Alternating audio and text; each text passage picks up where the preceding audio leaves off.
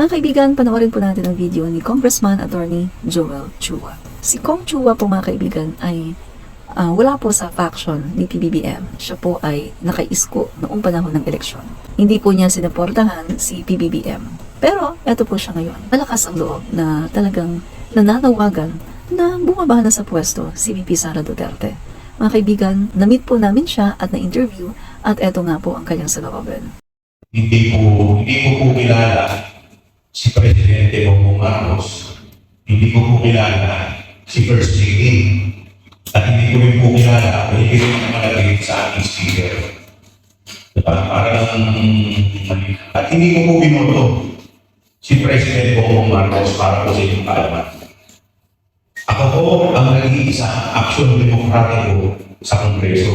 At hanggang ngayon, mananatili pa rin po ako na aksyon demokratiko. Pero, nung nakaraalala ko, nagsalita na po yung taong bayan. Ang nakakuha po ng ating Presidente, 31 million na boto. The people have spoken. So sa akin po paniniwala, tapos ng election, it's time to move on. Dapat suportahan na po natin yung nanalo. At bilang Panginoon ng gobyerno, siyempre, ang ko na magtagumpay po ang ating gobyerno.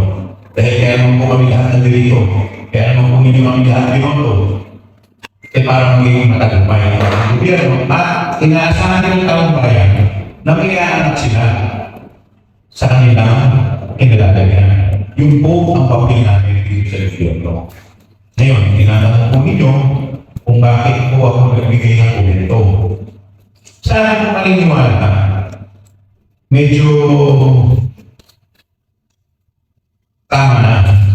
Medyo sumusobra na yung banak sa Presidente. Tingin ko, hindi na po ito banak at hindi na po ito nakakaganda sa ating bansa at sa ating ekonomiya. Pupunta po yung Presidente sa ibang bansa.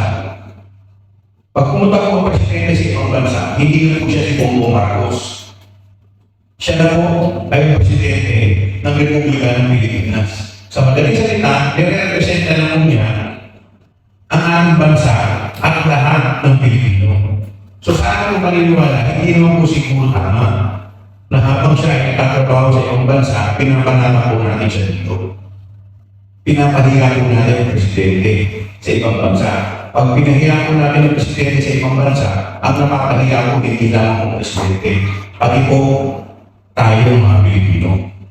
Kaya sa akin po, sana tama na po sa pamumulitika. Panahon na para maluntun tayo para maitanong natin ang ating bansa ngayon. Bakit po sinasabi na dapat pong mag-resign ang ating Vice-Presidente?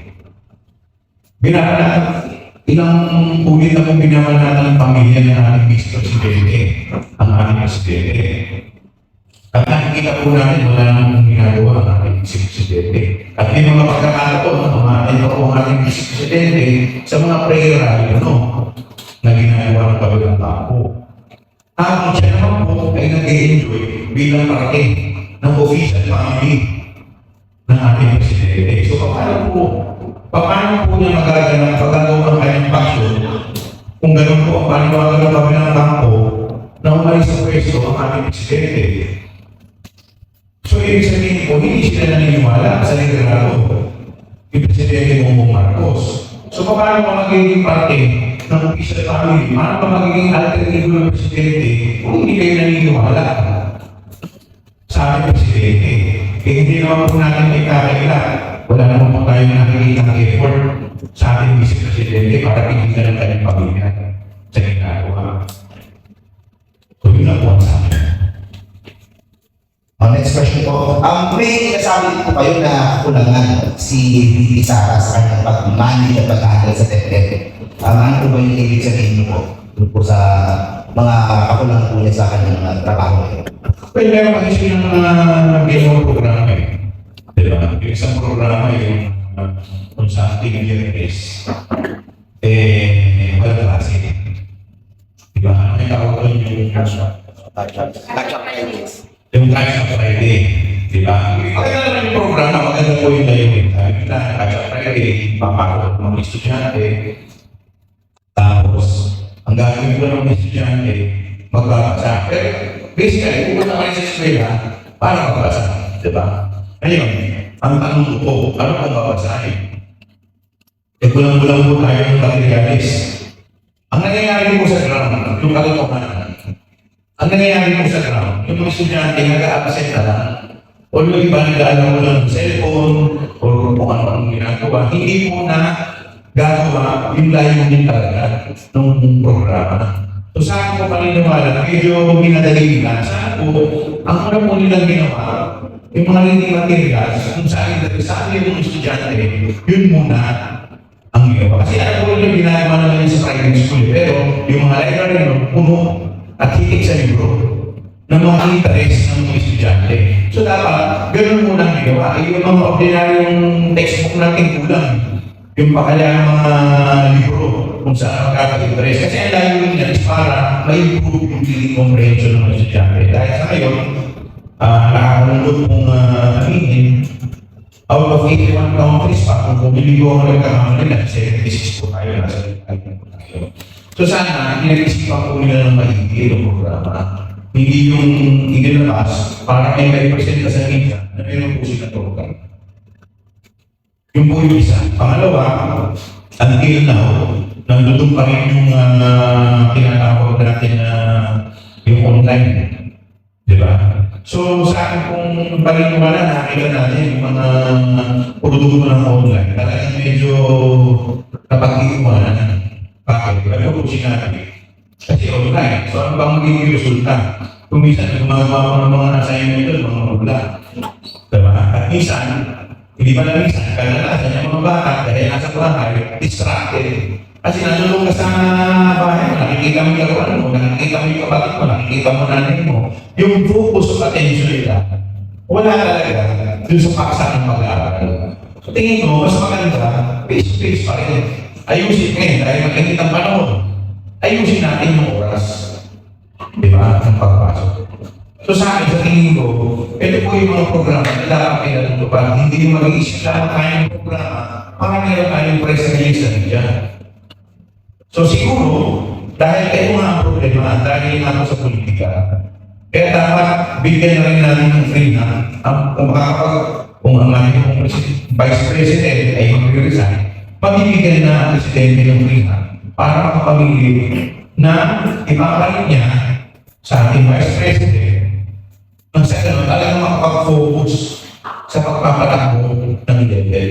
We have to remember na yung DepEd, yan po ang #1 priority.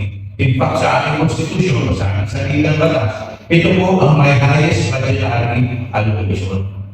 So sayang naman po, malaki ang pondo. Pinakamalaking pondo po dapat. Tapos, hindi pa natututukan ng ayos.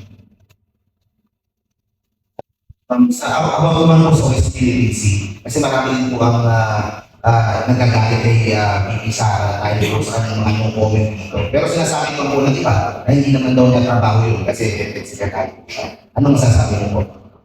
Pero no, DepEd Secretary siya, but we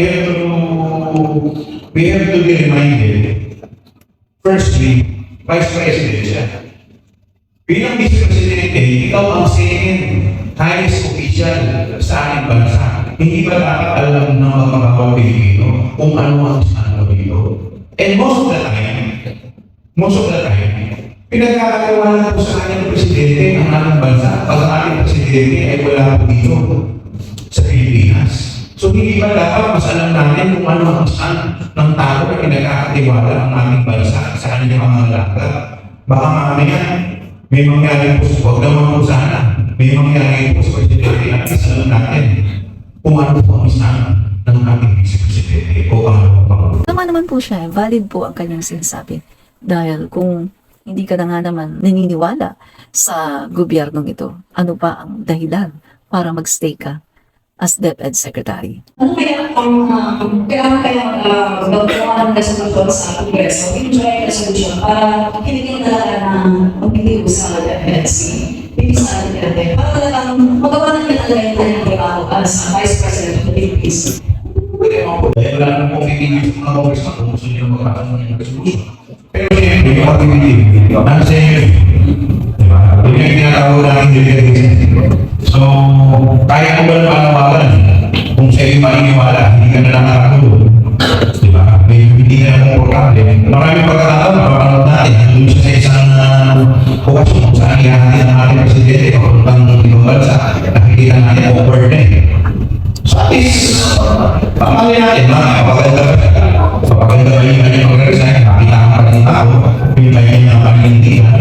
Di ba? At least ito, makikita na hindi na natin nagagamit ang posisyon sa kanyang pansarili pangarap. Di ba? So inalawagan natin, hindi siya nakakito sa posisyon. Nandito ako para unang-una magpasalamat sa lahat ng miyembro ng Kingdom of Jesus Christ, sa lahat ng personahe ng SMNI at sa lahat ng mga taga-suporta ni Pastor Apollo Kibuloy.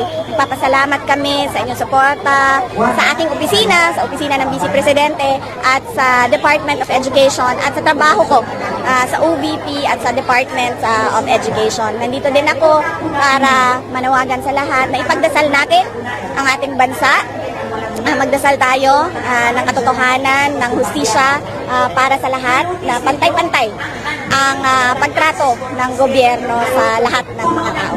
At nasaya ako dahil ang mga supporters si Pastor Apollo Kibuloy, members ng Kingdom of Jesus Christ, personahe ng SMNI, merong mga ganito na mga rally at pagtitipon para mapalabas nila ang kanilang mga nararamdaman. At ito ay pagpapakita ng ating freedom of speech and religion.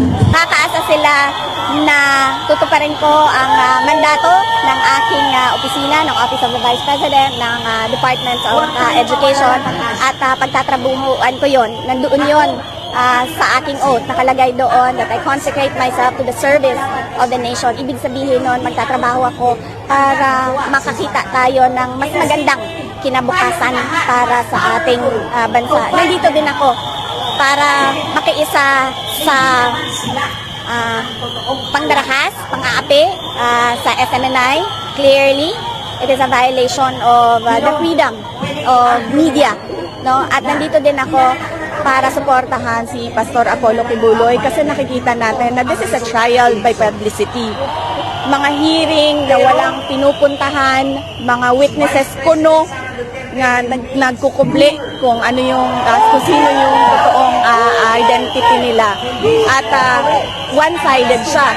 Lahat atake, lahat paninira kay Pastor Apollo Kibuloy. And ma'am, sa kabila po ng black ops again po, sigaw ng taong bayan, Inday Sara Duterte, ano po yung nararamdaman po ninyo? Andito ako ngayon sa Laban Kasama ang Bayan para magpasalamat sa mga tao sa kanilang suporta sa akin at ang kanilang suporta sa aming pamilya, ang pamilya Duterte. Napakalaki ng utang na loob namin sa taong bayan, hindi lang sa mga taong nandito, kundi sa lahat ng mga kababayan natin sa buong bansa dahil binigyan nila kami ng pagkakataon na makapagserbisyo sa ating bayan. Maraming salamat po ma'am. Thank you po. Thank you. Tama naman ang sinasabi ni Congressman Chua na dapat na talagang bumaba sa pwesto si Sara Duterte. Konting delikadesa.